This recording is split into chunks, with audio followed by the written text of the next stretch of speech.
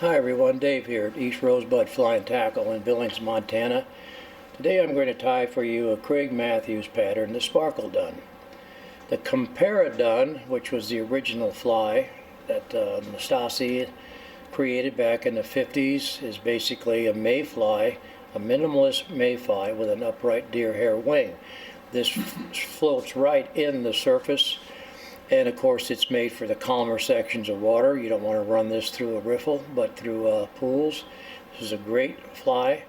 The difference with the Comparadun versus the Sparkle Dun is in the tail. The Sparkle Dun, instead of having microfibit type of tails, we're just going to use some sparkle emerger yarn. This is to imitate the shuck from the emerging insect. And this is what trout look out for. They look for insects that are slow emerging or cripples. And that's what they key in on during an emergence. And this is Baetis colored dun, dubbing on this, but of course you can tie PMDs, Baetis, any number of mayflies just by changing the color of the dubbing for the body, the color of the sparkle yarn for the tail. You can use bleached deer hair, you can use any color of deer hair that you want. What it does show is just a nice mayfly profile wing without having hackle tippets that want to spin on you. So I'm just using a standard size 14 down-eye dry fly hook, and this is 8/0 Veevus, just a tan thread. I'm going to start the thread right behind the hook eye and bring it back a little past the 75% point and then back to the 75% point. That's a typical spot to tie on a mayfly wing.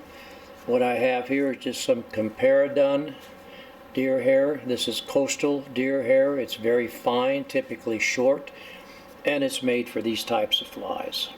We want hair that's going to flare well enough so that when we cinch it down, it's going to encircle the hook shank and hopefully give us about 180-degree flare.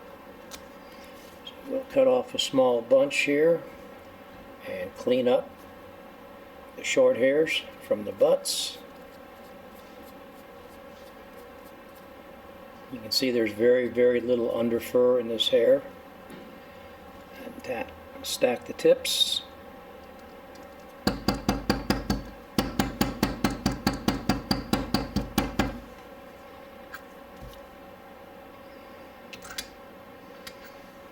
Come out the wrong way. All right. Here's a little trick for you. Once you've stacked deer hair, you want to minimize handling it, switching it back from hand to hand. It just tends to unstack it. So in this case, for example, the tips are going to face forward. So I take it out of the hair stacker so that my tips are already oriented in that direction. That minimizes the handling. I want a wing that's hook shank in length.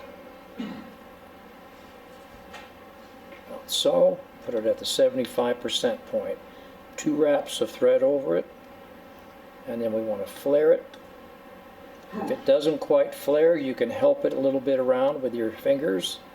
Go ahead and wrap back, tie these butts down, and then we'll come back and stand those wings up. Try to cut these butts off at a slant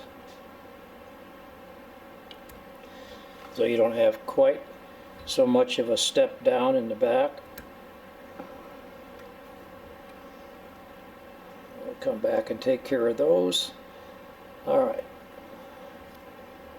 Shorten up our thread, stand this wing up tall, and bring our thread right to the front of it. Make several wraps of thread. Like I say, you can use your fingers to kind of distribute it.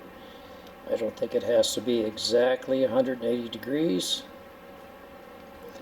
but we want some good firm thread wraps to stand that up. I have some errant hairs here, but as we dub forward, we'll be able to compact that wing a little bit.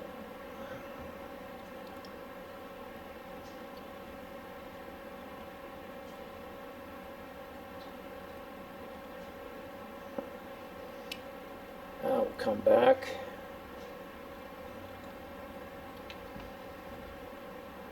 Pardon me there for shadowing this.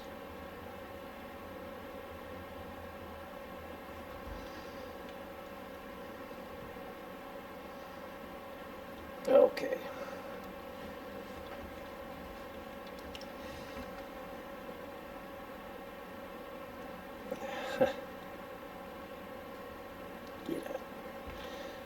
Then we'll bring our thread back to the end of the shank.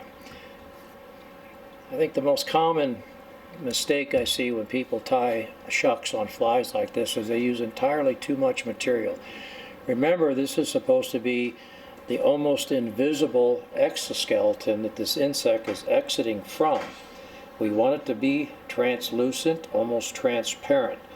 We want it to trap some air bubbles, so it gives it a little bit of additional sparkle. So this is about all I'm going to use, maybe a dozen fibers at the most. And of course, depending on the insect you're imitating, you can use different colors of this sparkle emerger yarn. All we're going to do here is even up the tips.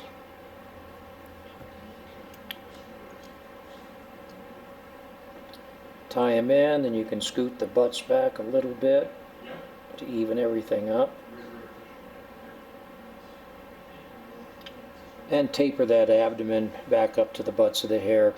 I typically cut my shuck off about shank length, no longer than that. And I'm just using some UV2 Baetis colored dubbing. And of course, different bugs, you would use different colors. And this is not a difficult pattern to tie all the way down, very small sizes. Instead of using hair for the wing, you can also use poly yarn, sparkle emerger yarn, something like that to give you a very, very visible wing. So we're going to try to maintain a nice smooth taper from the back forward. I'm going to bring this all the way up to the base of the wing.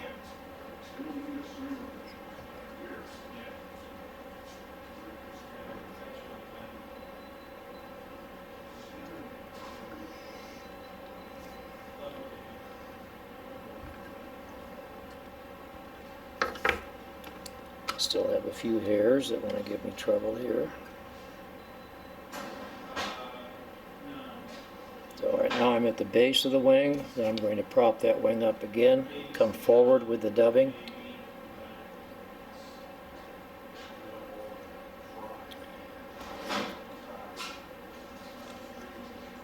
Bring this back. Make one wrap behind. Come in front, kind of consolidate that hair.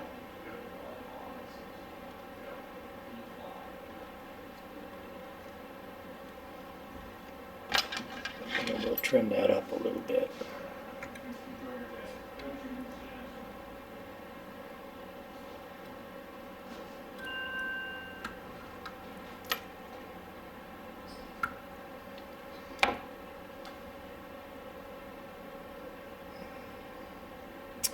A little bit of floatant on the wing and on the body, and again in calmer waters. This is not a riffle fly, this is a pool fly. Get a nice silhouette, it's very light, floats right on the surface. Good imitation of an emerging mayfly. So if you haven't tried a compare done or a sparkle done, now's your chance. Thanks for joining in. If you have any questions or comments, don't hesitate to contact us. We'll see you next time.